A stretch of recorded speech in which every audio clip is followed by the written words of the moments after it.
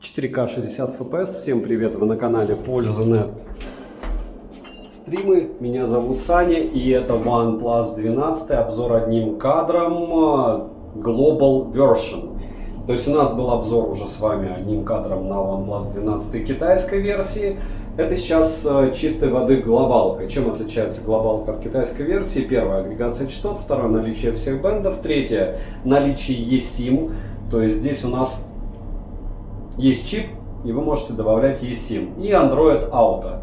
В принципе, все. Я могу гипотетически предположить, что то, что они OnePlus 12 допилили в глобалке, а он реально допилен, я не скажу, что он идеален, но он допилен, вполне возможно, он благополучным образом будет каким-то другим относительно OnePlus 12 китайской версии, но в первую очередь, разумеется, несмотря на то, что я вам рассказывал, самое главное отличие будет в чем? В том, что вы не будете беспокоиться, что он у вас заблокируется. Напоминаю, что все смартфоны, которые я покупаю и потом продаю и тестирую, я стараюсь таким образом прогонять. И если вам интересны эти обзоры одним кадром, не забывайте писать, чтобы я этот банкет продолжал. Разумеется, снимаю я на основной модуль. К сожалению, здесь переходить в 4К 60 FPS с основного модуля нельзя. HDR отключен. Без HDR условия намного приятнее, чем у Xiaomi 14 Ultra, на которой я сегодня тоже делал обзор одним кадром. И сказать, что смарт классный, волшебный или еще какой-то, я не буду говорить так. Почему? Потому что в первую очередь для вас важно, как он и может снимать в разных условиях. Против солнца мы тоже поснимаем сейчас. И второй момент, самое важное же недостатки, правильно, учитывая, что стоит он просто, как бы, мягко так сказать, космос. И, к сожалению или к счастью, данный смартфон, если говорить про комплект, идет у нас в зависимости от версии, возможно, даже без зарядки. Напоминаю, что если вы будете приобретать OnePlus 12 без зарядки, это максимально неразумная идея, потому что не на своей зарядке он будет заряжаться до сотки у вас час 20, а с зарядкой, я ее докупал отдельно на 160 Вт, зато теперь она у меня ко всему, Oppo, Vivo, Realme, ко всему подходит по протоколам, и заряжается он прям молниеносно. За 14 минут он заряжается на 50%, а за где-то 36-35 он заряжается на сотку. В целом в комплекте не идет ничего, если вам не повезет. То есть у меня даже чехла не было. Защитная пленка на экране, это хоть что-то радует, в отличие от тех же Samsung'ов. И помимо защитной пленки есть, разумеется, кабель питания. Все. Хотя, может, даже кабеля нет. По-моему, был кабель. Я даже не помню. Пересмотрите, если не сложно, обзор. Обзор уже основной на канале, на этот смартфон. На основном канале, основной канал Польза.нет. На Польза стримы мы его прожаривали. И если говорить сверху вниз, комплект мы обсудили. Комплект может быть разный. Второй момент. Глобалка, не глобалка. Я уже сказал, что сейчас снимаю на глобалку. И, в принципе, съемка ведется на глобалку. Почему я не встал напротив храма, как обычно я делаю? Обычно встаю и увеличиваю. Потому что я обычно говорю: о, телевик, ультраширик, но он здесь не переходит ни на телевик, ни на ультраширик в 4К 60 FPS. Так же, как и не может перейти на фронтальную камеру, как могут делать Samsung. Можно ставить на паузу, можно фотографировать. Но, к сожалению, вот этих вот фишек в нем, которые я вам перечислил, нет. Которые есть в других смартфонах. 4К 120 FPS тоже отсутствует. Возвращаясь к экрану. 1200 люксов у него яркость, 1600 на пике. 1200 люксов это за глаза и за уши. При прогоне в Antutu, я его уже хвалил сегодня в 14 Ultra обзоре. Почему хвалил? О, мы успеем поймать это солнце, которое в закате. Ну, я думаю, увидите сейчас его. В общем, дойдем мы до него. Так вот, если говорить про данный смарт, про то, как он провел себя в прожарке, у меня обычно на смартфоны, которые меня интересуют, целых 3 обзора. Один — это прожарка, где я на стриме его тестирую. Мы с вами как раз рассуждаем, стоит девайс своих денег или нет. Второй обзор — это основной канал суммарно. И вот третий обзор — это где мы с вами встречаемся в обзоре одним кадром. Вы видите, как одним кадром смарт может снимать. Все микрофризы, все вот эти вот перебой звука, допустим, шел, как отрабатывал шумодав. Хотя шумоподавление здесь отдельно, как у Vivo, не включается. Вы посмотрите, как ужасно у него баланс белого отрабатывает. Я не знаю, что с ним такое, но либо это глюк на сейчас телефоне. Почему я предположу, что глюк на телефоне? Я его сравнивал с S24 Samsung. Когда я смотрел... Опа, что-то он мне опять показал. Яркость экрана снижена, чтобы продлить время записи. Вернитесь в предыдущее значение. Все это мелочи жизни. Так вот, предупреждение. Но несмотря на то, что предупреждение, 20 минут мы его гоняли в 4К 60 FPS, он у нас снимал. И мало того, что он снимал в 4К 60 FPS, без проблем 20 минут, он не нагрелся вообще практически никак и минимально съел процентиков, по-моему 5. В итоге он 15-18%, скорее всего, в 4К 60 FPS поедает в час, и это шикарно, если не сказать что-то другое. Вот сейчас он заблокировал экран, я себя в зеркальце не вижу, поэтому как снимает он, так снимает. Все, мы возвращаемся к экрану. 500 с лишним PPI, у него плотность пикселей, это прям очень-очень-очень круто. Это прям флагманская 524, если я не ошибаюсь. Помимо плотности пикселей в 524 PPI, здесь 120 Гц экрана и экран LTPO. Притом LTPO реальный, но единственное, у него закругленные края. Мне это дело не импонирует, но кому-то это дело нравится. Вот сейчас я специально вам дам возможность понаблюдать за солнцем и даже его иксану до X6. Так вот, сравнивал я его в ролике с S24, и мне казалось, что он проигрывает по полной. В общем, по фото он его прям порвал. По видео смотрите сами, но по фото я очень сильно удивлен, до какой степени может классно снимать этот смартфон. Потому что, когда ты смотришь на смарте, что ты делаешь, у тебя ощущение, что смарт вообще ужасен. А оказалось, нет. Ну, не ужасен, а по сравнению с S24 проигрывает по полной программе.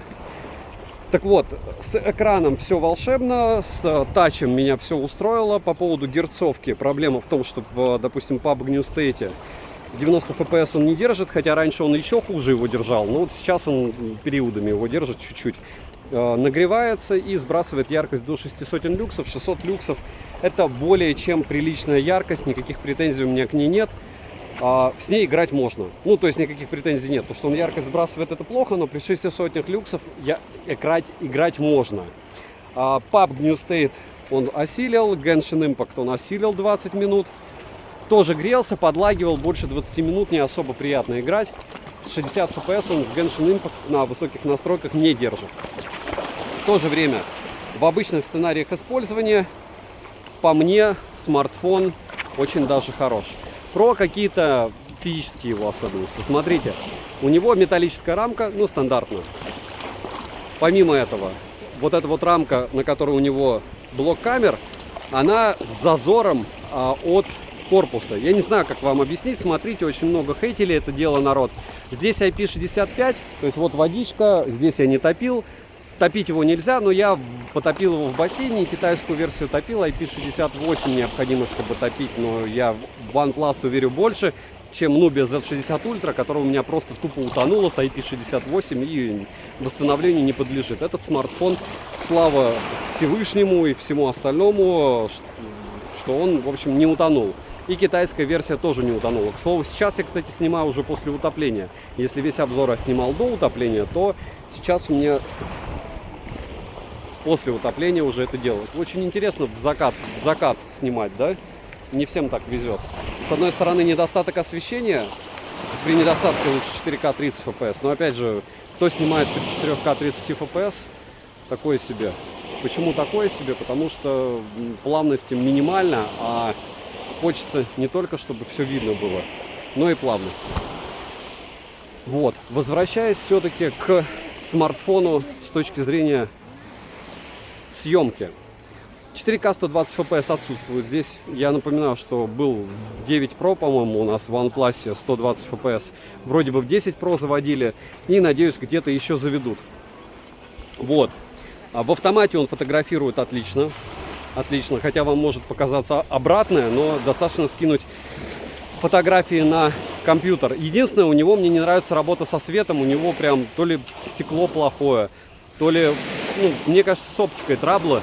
Потому что у него лучи идут от источников. Хотя в каком-то смысле он даже лучше, не даже, а он лучше отрабатывает, чем Samsung. У Samsung вообще какая-то беда. Так вот, если говорить про этот великолепный смарт. Необходимо помнить, что снимать он может классно. На фронталке у него все супер не волшебно. Почему? Потому что фронталка у него может снимать только 4К 30 FPS и 1080p 30 FPS. Даже 1080p 60 FPS отсутствует. Это прям эпичнейший фейл для такой стоимости смартфона. Но я скажу, что очень даже плохо. Если говорить про какие-то особенности с точки зрения физических, разумеется, здесь есть беспроводная зарядка, разумеется, есть реверсивная зарядка, бешеное количество кодеков. Смартфон очень популярен, потому что китайская версия у меня набрала 92 тысячи просмотров на основном канале. Это для меня тоже показатель. Чаще всего то, что хорошо смотрят, хорошо и покупают. То есть проблемы продать устройство, которое я купил, нет. Вот OnePlus китайской версии, несмотря на то, что китайские версии OnePlus могут быть заблокированы. Напоминаю, что я покупал OnePlus Ace 3, и он у меня был заблочен. Так вот, китайские версии этих смартфонов могут быть заблочены. OnePlus 12 блокировались или нет, я не следил, потому что я его продал. Мой экземпляр не был заблокирован в течение 2 недель, но сейчас вышла глобалка, и вполне возможно, и они начнут их блочить. Так обычно, ну не обычно, а так иногда бывает у Realme и у OnePlus. Если они выходят на глобал, они могут китайские версии блокировать.